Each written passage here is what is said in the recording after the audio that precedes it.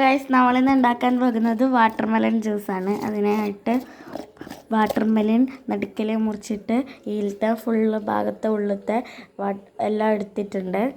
അങ്ങനെ നമ്മളിതാ മിക്സിയുടെ ജാറിലേക്ക് ഇതൊക്കെ വാട്ടർമെലണൊക്കെ ഇട്ടിട്ടുണ്ട്. അപ്പോൾ നമ്മൾ കുറച്ച് പഞ്ചസാര ഇട്ടിട്ടുണ്ട്. ഈ വാട്ടർമെലണിന് കുറച്ച് മധുരം കുറവാണ്, അതുകൊണ്ടാണ് നമ്മൾ പഞ്ചസാര ഇട്ടത്. അടുത്തതായി നമ്മൾ തണുത്ത വെള്ളം ഒഴിക്കാൻ പോവാണ് കേട്ടോ, കൂൾഡ് വാട്ടർ. അപ്പോൾ ഇത്രയേ ഉള്ളൂ പണി. ഇനി നമുക്കിതൊന്ന് മിക്സിയിലിട്ട് അടിച്ചെടുക്കാം. അപ്പോൾ ഇത് അടിച്ചെടുത്തിട്ടുണ്ട്.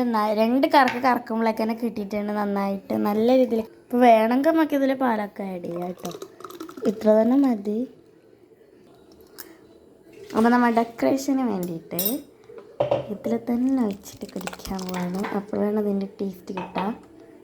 അപ്പോൾ നമുക്ക് കുടിച്ച് നോക്കാം.